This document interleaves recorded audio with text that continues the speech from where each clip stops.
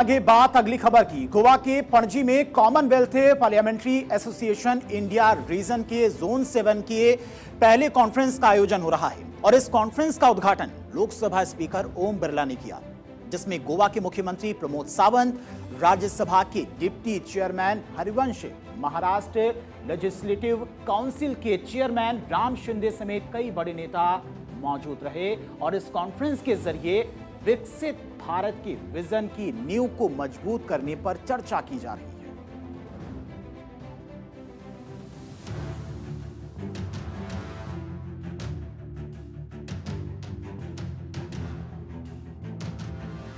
विकसित भारत के लक्ष्य की ओर बढ़ते भारत की विकास यात्रा में गोवा की गूंज पूरा देश सुन रहा है, क्योंकि दुनिया के सबसे बड़े लोकतंत्र के संरक्षक ओम बिरला गोवा की धरती पर मौजूद हैं। इस बीच फिजाओं में संसदीय गरिमा का एक नया अध्याय जुड़ गया है, जब मुख्यमंत्री प्रमोद सावंत और राज्यपाल पीएस श्रीधरन पिल्लई की मौजूदगी में ओम बिरला का शानदार स्वागत हुआ। ये नजारा उनके बढ़ते कद और प्रभावशाली व्यक्तित्व की तस्दीक कर रहा था। विकसित भारत के विजन में जन प्रतिनिधियों की भूमिका पर मंथन के साथ Commonwealth parliamentary association India region के जोन 7 के पहले कॉन्फ्रेंस का आयोजन किया जा रहा है। इस कॉन्फ्रेंस को प्रभावशाली रूप देने के लिए स्पीकर ओम बिरला गोवा पधारे। सम्मेलन में जब ओम बिरला ने बोलना शुरू किया तो पूरा सदन मंत्रमुग्ध था। उनकी आवाज में वो वजन था जो विधायकों और सांसदों को उनकी जिम्मेदारी का एहसास कराता है। बिरला सिर्फ नियम नहीं बताते, वो विकसित भारत 2047 का खाका खींचते हैं। युवाओं के लिए प्रेरणा और अनुभवी नेताओं के लिए मार्गदर्शक ओम बिरला आज उस धुरी के समान है जिसके इर्द गिर्द आधुनिक भारत की विधायिका घूमती है। चर्चा की शुरुआत ओम बिरला ने युवा जनप्रतिनिधियों की भूमिका से की, क्योंकि ये वही जनप्रतिनिधि हैं जिन पर जनता का सबसे ज्यादा भरोसा है। हमारा विषय आने वाले समय हमारी जिम्मेदारियों का भी है, हमारे संकल्पों का भी है। इसलिए 2 दिन हम इस सम्मेलन के माध्यम से 2047 में विकसित भारत का लक्ष्य, उसमें हमारे युवा विधायकों की भूमिका, व्यापार, पर्यटन, नगरीय पर्यावरण और कोस्टल कनेक्टिविटी के संदर्भ में चर्चा। कॉमनवेल्थ पार्लियामेंट्री एसोसिएशन की ये कॉन्फ्रेंस विकसित भारत के लक्ष्य को प्राप्त करने में बहुत महत्वपूर्ण भूमिका निभा रही है, जहां 2 प्रमुख विषयों पर चर्चा की जा रही है। कॉन्फ्रेंस में 2 विषयों पर की जा रही चर्चा। पहला, 2047 तक एक डेवलप्ड इंडिया का लक्ष्य पाने में युवा जनप्रतिनिधियों की भूमिका, और दूसरा, ट्रेड, टूरिज्म, अर्बनाइजेशन, एनवायरमेंट और कोस्टल कनेक्टिविटी में जोन 7 की प्रायोरिटीज। इस बीच ओम बिरला ने तकनीक और मानवता की मेल की बात भी की। एआई की दौर में भी मानवीय संवेदना को शासन का आधार बताने वाला उनका दृष्टिकोण उन्हें एक दूरदर्शी राजनेता बनाता है। इसके साथ ओम बिरला ने गोवा की विधानसभा में एक ऐसी ऊर्जा भर दी है जो आने वाले दशकों तक गूंजती रहेगी।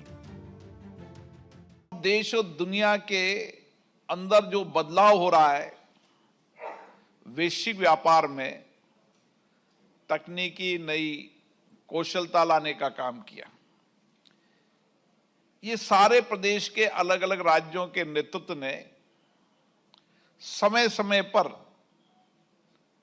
जो प्राकृतिक रूप से तटीय क्षेत्र में बहुत चुनौतियां होती है, उनको अवसर में बदलने का काम किया। समय समय पर राज्य की विधानसभाओं ने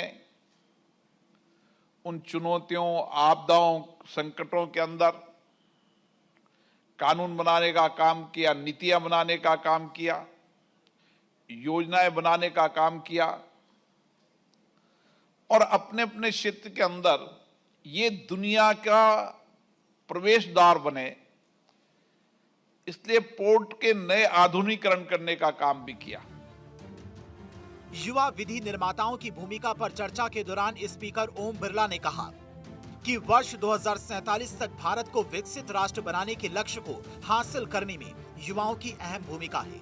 उन्होंने भविष्य के नेताओं के रूप में युवाओं को नई नीतियां बनाने, सभी वर्गों के विकास को आगे बढ़ाने और लोकतांत्रिक संस्थाओं को मजबूत करने की दी गई जिम्मेदारी पर भी चर्चा की।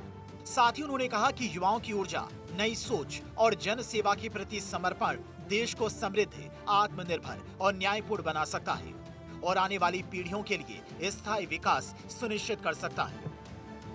हमने आजादी के बाद संसदीय लोकतंत्र के माध्यम से हमारे राज्य और केंद्र ने मिलकर इस देश के विकसित भारत का रोड मैप बनाया,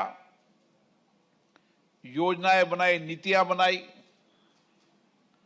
कल्याणकारी कानून भी बनाए, कल्याणकारी योजनाएं भी बनाई और इंफ्रास्ट्रक्चर, रोजगार और रोजगार के साथ हमारे देश के युवाओं को तकनीकी कौशल कुशलता के साथ दुनिया से प्रतिस्पर्धा कर सके, इसलिए नवाचार और स्टार्टअप जैसे इकोसिस्टम को डेवलप करने का भी काम किया। हम सब युवा विधायक हैं और इसलिए हमारी जिम्मेदारी और ज्यादा बन जाती है कि हम विकसित भारत के संकल्प को कैसे पूरा करें। इस कॉन्फ्रेंस में ओम बिरला ने सीपीए इंडिया रीजन के नए जोन 7 के अंतर्गत आने वाले राज्यों के सामने खड़ी चुनौतियों पर भी चर्चा की और ये संदेश भी दिया कि सहयोग और मिलकर काम करने की भावना से इन चुनौतियों को अवसरों में बदला जा सकता है। उन्होंने कहा कि विशेष रूप से तटीय विकास जैसे क्षेत्रों में राज्य एक दूसरे से सीख सकते हैं और सर्वोत्तम तरीकों को अपनाकर आगे बढ़ा जा सकता है। अपने संबोधन के अंत में उन्होंने कहा कि भारत को आगे बढ़ाने के लिए सहयोग, नवाचार और लोकतांत्रिक मूल्यों का पालन बहुत जरूरी है।